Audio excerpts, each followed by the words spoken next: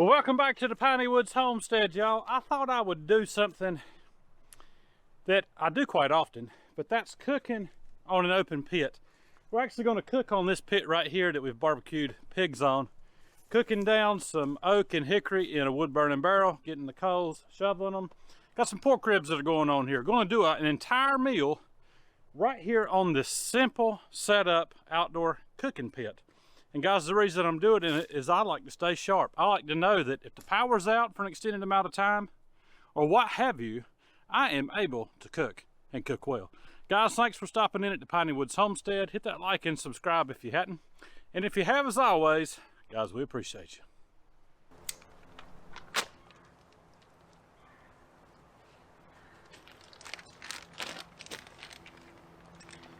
First thing we're going to do is get these spare ribs from the hog that we processed back in the winter on this simple setup and start shoveling coals underneath it. I've already been putting coals in here to warm the pit, but we're not going to cook these low and slow. They're going to be cooked within an hour, so hot and fast for the most part. We're also going to cook some collard greens out of last year's garden, and if I can get it, some corn on the cob, sweet corn out of last year's garden. The reason I'm doing it like this is I'm trying to think, if the power's out, I got stuff that I really can't can at this point, ribs, corn on the cob. I want to be able to eat it. And so you can still cook like this if you don't have propane, or you don't have charcoal, or you don't have an electric range. You can still cook and cook well. So that's what we're doing here. Kind of a end of the world scenario when you don't have anything except for fire.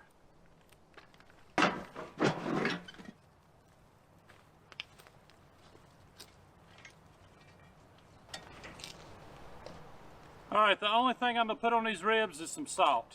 Got some kosher salt here. Just sprinkle it on there. And these are going to cook. And I've got some homemade barbecue sauce that we'll baste it with from time to time. We're even going to go ahead and get the collards going on the other side where it's cooler. And all I've got here is some bacon grease. Well, leftover from frying bacon.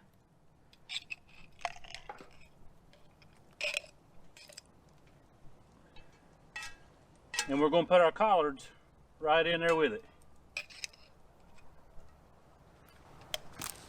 And these collards are still kind of froze.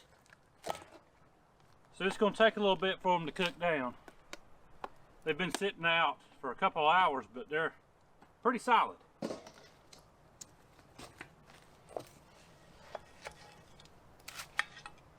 Not bad.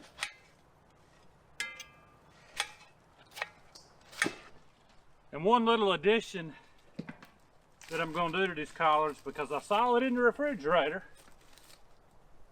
And remember, this kind of scenario I'm doing is like the power's out and I got stuff I need to cook. So I'm going to take this little bit of red onion and shave off some in there.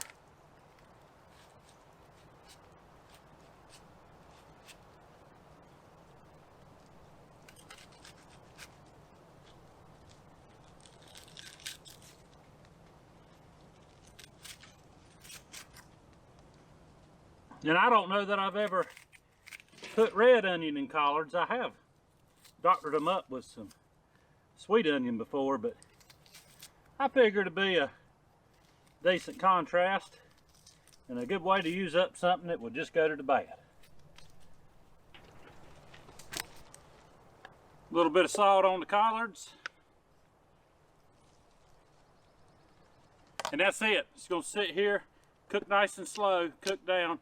They're already cooked, technically, because when we harvest collards, we wash them, destem them, put them in a pot, and cook them down with usually just some plain old salt. And then we freeze them.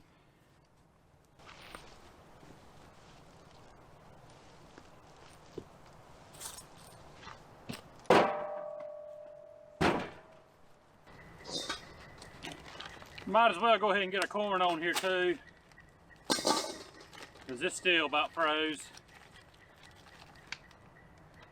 And a lot of people have mentioned in past videos when I've cooked on this grate that it's galvanized. It is not galvanized. It is mild steel. Rusty mild steel. So not only are we cooking on something safe, but we're getting some iron in our diet. So y'all, I am starting off kind of slow as far as with the pork and everything, because I got plenty of wood that's burning down. And I'm in no big hurry, but I've domed it. I put my big metal pan over the pork. That way I can trap some more of that smoke. But y'all, if you've never cooked collards over a wood fire, you are missing out, because you get that smoky flavor in your collards that you really can't beat. Same goes with the corn on the cob. Just cooking stuff over good wood, hickory and oak especially, imparts so much extra flavor into your food. Several years ago, I borrowed a book from a friend of mine called 1 Second After, and I've mentioned it before on the channel one time before. But there's a lot to be gleaned from that book if you've ever read it, and if not, I would encourage you to. It's a good read. It's basically an EMP attack has happened. Nothing's working. Electric's not working. Generators run out of fuel. You can't pump the fuel. People aren't prepared for something like that.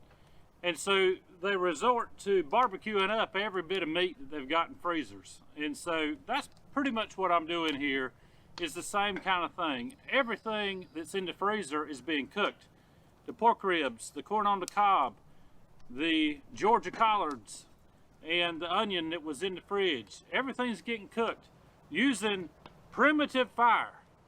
If you can learn to cook with primitive fire, you don't have to worry about can you get fuel for your gas grill or for your generator.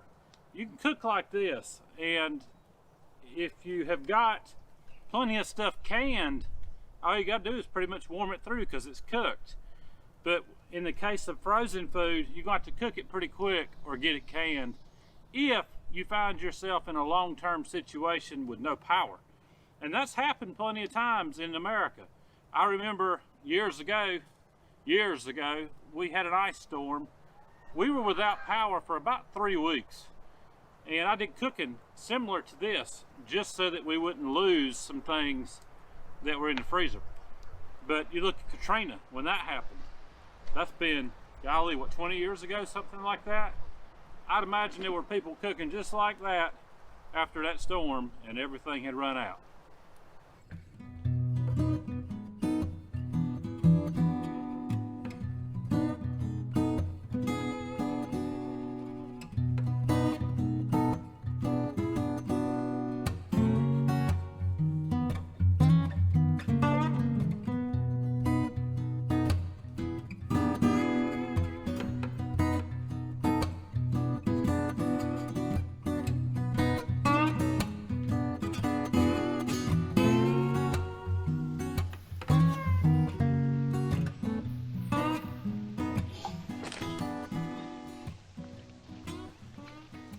Y'all, that sauce that I'm using is just a family recipe. A lot of the people in eastern North Carolina, where my family roots are, have their own special sauce, and all of them are very similar. Apple cider vinegar is always the base, and a lot of peppers, but it works good on pork, it works good on chicken, collard greens, corn on the cob, it doesn't matter. I like to put it on everything, and it works out pretty good. The food is pretty much done at this point. It's taken me about an hour and a half, shoveling coals, keeping it cooking at a fairly decent rate. And now I'm just keeping it warm, letting everything tenderize just a little bit more, the meat, as I'm waiting on Lisa to say I'm ready to eat. She just came to get me, so I guess that means it's supper time. Is that right? I hope so. You want to tell them what you just did to me? I didn't do anything. Yes, you did. Y'all, she snuck up behind me. She knows I don't hear well. Snuck up behind me with that water jug and sprayed me on the back of the neck as I am trying to respond to some folks that have commented on the walk and talk. Today is Saturday, by the way, and so the walk and talk's out, so a lot of comments, and I didn't hear her. She sprayed me with that thing and I almost had a heart attack. She's trying to send me on before I should be going. I thought you heard me say hey. No, you didn't. Yes, I did. It's all fun though, y'all. It's all fun until I have a heart attack. It's all fun and games until until 911 gets called. Yeah. All right, since Boss Lady's here, we're going to get all this off, and it's pretty much going to be a one-pot meal, y'all. It's all going up. Look at those ribs. Not bad, huh? Long and slow cook here. I said it was going to be quick and fast, but it was really about an hour and a half that I did it. Collard greens look great. We'll get that corn on the cob, and it's going to go straight into the same pot with the pork. Don't that look good? Little crispies. Put some butter and some Texas Pete on those things, and they'll be fantastic. They've got some twangy on them too. That's what we call it, our twangy sauce, homemade sauce. And also the collard greens. It's gonna burn me. Look at those. Collard greens, Georgia collards, and red onion. Cooked down. All the liquid's out of it now. A little bit of this vinegar sauce on it, and it's gonna be good. Guys, if you have never cooked like this, it is so simple. Just take some patience.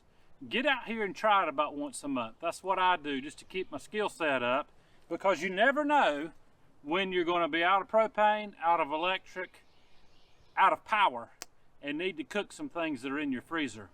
You can survive like this.